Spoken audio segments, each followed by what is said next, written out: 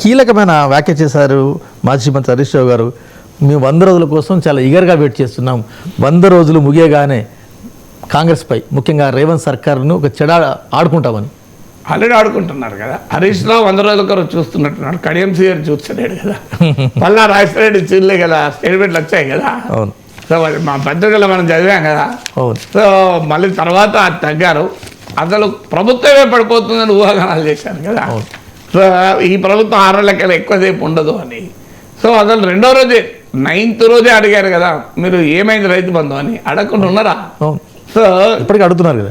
అడుగుతున్నారు, అడగాలి కూడా, నిజంగా కూడా అడగాలి. కానీ ఏ రాజకీయ పార్టీ అయినా అన్ని హామీలను అధికారంలోకి వచ్చిన 100 రోజుల్లోనే పూర్తి చేయదు. మీరు నిరుద్యోగ భృతి పూర్తి చేశారు నాకు బీఆర్ఎస్ నాకు చెప్పండి. 2018 అసెంబ్లీ ఎన్నికల మేనిఫెస్టోలో నిరుద్యోగ భృతి ఇస్తామని ఉందా లేదా?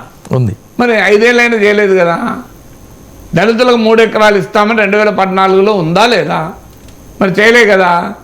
డబుల్ బెడ్రూమ్లు పూర్తిగా అమలైనాయా నాకు చెప్పండి. సో ఈ రెండైతే classic exam. KG to PG free education అమలైందా? తెలంగాణలో లేవా? ప్రైవేట్ స్కూల్ అంతా ఫ్రీ ఎడ్యుకేషన్ ఉందా కేజీ టు పీజీ?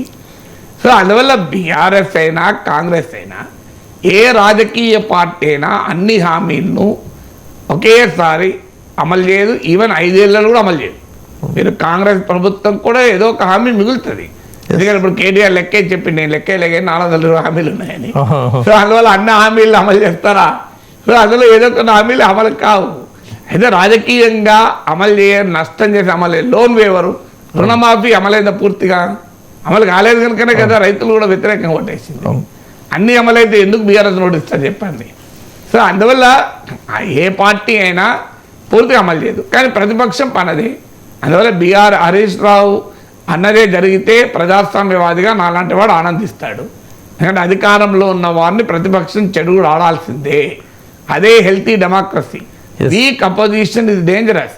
ఈ డేంజరస్ టు సొసైటీ కాదు, అధికార పార్టీకి డేంజరస్. కేసీఆర్ చేసిన పెద్ద పొరపాటు అది.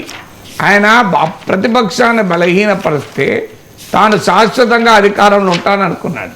కానీ ఆయనకు అర్థం కాని అంశం ఏంటంటే ప్రతిపక్షం అనేది శాసనసభలో ఉండదు, ప్రజల్లో ఉంటుంది. శాసనసభ నుంచి నువ్వు లేకుండా చేయొచ్చు, ఎమ్మెల్యేలందరూ లాక్కోవచ్చు. కానీ ప్రజల్లో వచ్చేటువంటి ప్రతిపక్షాన్ని ఎవరు ఆపగలుగుతారు? కేసీఆర్ చేసిన రాజకీయ పొరపాటు అది. నేను ఇప్పుడు కాదు, ఇది 2014 నుంచి చెప్తున్న మాట. కేసీఆర్ తప్పు చేస్తున్నాడు అని కాంగ్రెస్ పార్టీని దెబ్బతీసి బీజేపీ పెరుగుదలకు కారణమయ్యాడు. బీజేపీ పెంచిన వ్యతిరేకత కాంగ్రెస్ పార్టీకి ఉపయోగపడ్డది. సో ఇది స్వయంకృతాపరాధం కదా కేసీఆర్. అదే బలమైన ప్రతిపక్షం ఉంటే ఏమవుతుందంటే ప్రభుత్వం కూడా అకౌంటబుల్ ఉంటుంది. మరి ఎవరు ప్రతిపక్షం లేదు, ప్రశ్నించేవాడు లేడు, అడిగేవాడు లేడు, పార్టీలో లేడు, బయట లేడు. అందువల్ల కదా కేసీఆర్ వ్యవహార సరళంత సమస్య అయింది.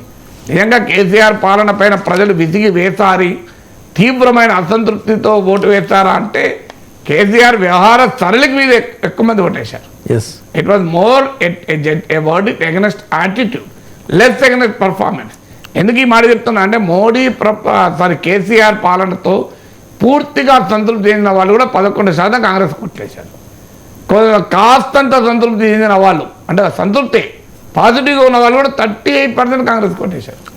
అందువల్ల ఇప్పటికైనా బీఆర్ఎస్కు ఆ అర్థం కావాల్సిన అంశం ఏంటి అంటే ప్రధాన ప్రతిపక్ష పాత్ర పోషించడం అనేది బీఆర్ఎస్కి అవసరం, ప్రజాస్వామ్యానికి అవసరం. కాంగ్రెస్ ప్రభుత్వం కూడా 10 కాలాల పాటు మనుగడ సాధించాలంటే బలమైన ప్రతిపక్షాన్ని కోరుకోవాలి.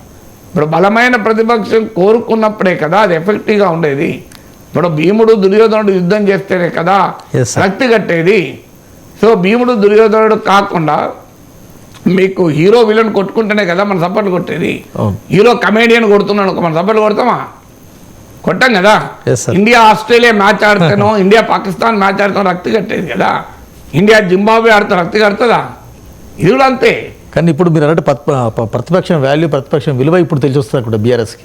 ఖచ్చితంగా ప్రతిపక్షం బలమైన ప్రతిపక్షం ప్రజాస్వామ్యానికి మంచిది. అందువల్ల హరీష్ రావు స్టేట్మెంట్ మనం స్వాగతించాలి.